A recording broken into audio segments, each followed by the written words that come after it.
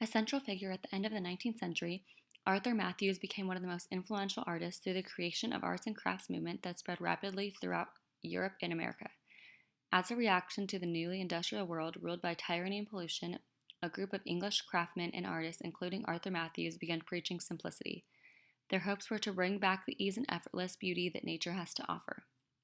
This started a new shift amongst craftsmen and artists throughout Europe and America, and the followers of the movement began congregating west to California to enjoy the fresh air and natural beauty. Matthews has a significant effect on the evolutions of California art in the 19th and early 20th centuries. Arthur Matthews was born in Marquezine, Wisconsin in 1850 and lived there till he moved to Oakland with his family in 1866 for his father's job. He trained as an architect like his fathers and brothers and developed his drawing skills at a young age. Matthews attended California School of Design, where he studied painting under the mastery of Virgil Macy Williams. Matthews then traveled to Paris in 1885 in pursuit of serious artistic training at the Académie Julian. Studying the French style, Matthews was unimpressed by the work of the Impressionists, but was greatly influenced by artists such as Gustave Boulanger, Jules Le Brave, James Abbott McNeill Whistler, and Pierre Puvis de Chavannes. Coming into success in 1886, earning the prestigious Julian Grand Gold Medal, he then exhibited his work in 3 Paris salons. Amongst his early work was Lilies of Midas, 1888, a dramatic piece depicting a crucial moment in the story of King Midas. Matthews portrays a daughter approaching her father with a small bouquet of flowers. It is then that the king realizes he can no longer touch his daughter without turning her into gold. The painting has a warm golden glow as though touched by Midas himself, with a grayish-white accent. Throughout the rest of Matthews' career, he portrays women clothed in classical garments as seen in the lower right of this painting. Studying in Paris exposed him to European art and further strengthened his attraction to classical ideas of beauty and unity of the arts. Upon returning to San Francisco in 1889, he began teaching at his alma mater, California School of Design, where one year later he became the director from 1890 to 1906. He then proceeded to infuse the French ideas he absorbed in Europe into his teaching curriculum. During the first 2 decades of the 20th century, Matthews served as a juror for every major art exhibition. Throughout these years, Matthews wielded tremendous influence over a generation of Northern California artists while serving as a director and figurehead of the major exhibitions. In 1894, he married one of his most exceptional students, Lucia K. Matthews, who studied underneath him at California School of Design.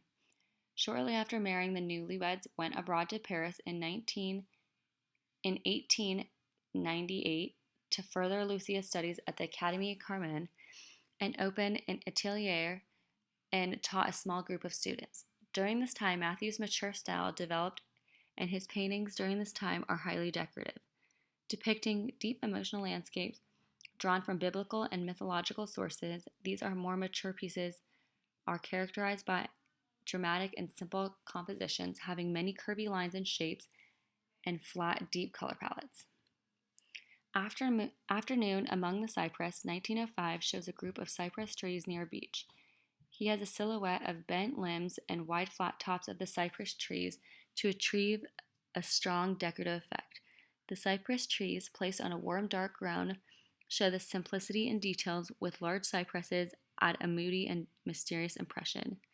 Matthews refines the appearance and beauty of nature while strengthening the formal qualities of the landscape. Together, he and his wife framed the California decorative style with the idea of a new city-state echoing idealized qualities of the Western classicism and harmony of design. Arthur set the groundwork for the American arts and crafts movement through his stubborn mindset and educational background and career. While Arthur's Matthews worked on large, ambitious canvases and prestigious mural compositions for the state capitol and Oakland Public Library. In his major works, he strove for symbolic effect using classic, altered young women threaded together as his subjects. Matthews was considered rude, opinionated, and egotistical, but he also insisted that artists develop their own artistic voice, and this is apparent in his piece California, 1905. Matthews portrays the profile of a central female figure, Minerva, the Roman goddess of wisdom, illustrated in the Great Seal of California. emphasizing colors of blue and gold, which are symbolic to California. Minerva is portrayed to be looking toward the horizon and contemplating the human experience, while the figure behind her, representing history, points to the pages of an open book meant to represent history, poetry, and philosophy. This piece visually represents and defines California's versions of arts and crafts style.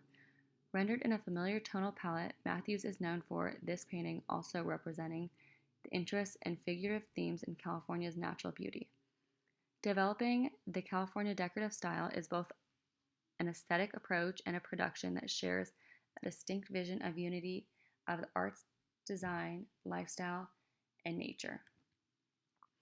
The aftermath of San Francisco's 1906 earthquake gave the opportunity for rebuilding and revitalizing a city that reflected the arts and crafts philosophy. Matthews devoted himself to reconstruction to the fine arts in the Bay Area. He had a diverse talent that embraced architecture, mural painting, furniture making, and printing. In 1906, the couple opened a furniture shop and a small San Francisco workshop. They hired talented and experienced craftsmen to execute their ideas and produce handmade furniture which consisted of a centralized theme of their appreciation of art and style, a style that was distinctively Californian. Promoting the arts and crafts philosophy and encouraging the rebuilding of the city was a part of their everyday struggle. Leading a group of progressive California artists, they believed that the fine art and design was a public service.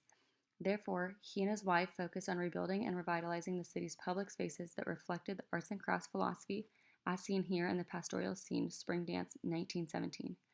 Although he painted a variety of subjects, Matthew might best be known for his images of dancers. Spring Dance resembles civic-minded murals created for museums, libraries, and concert halls at the turn of the 20th century. But Matthews has had more on his mind than ancient Greece and Rome. His Arcadia is a luminous landscape of California, and the plains of color and the grateful posture of the dancers show the artistic is looking across the Pacific to Japan. Although much of Matthews' energy was focused on his and Lucia's business, he continued to paint several murals during the early 20th century. A large collection of Matthews' paintings, frames, furniture, and other decorative objects can be found in the Oakland Museum. Matthews will, with the work of his wife, popularize the California decorative style, an outgrowth of the arts and crafts movement. The couple together had a significant effect of the evolution of California art in the late 19th and early 20th century.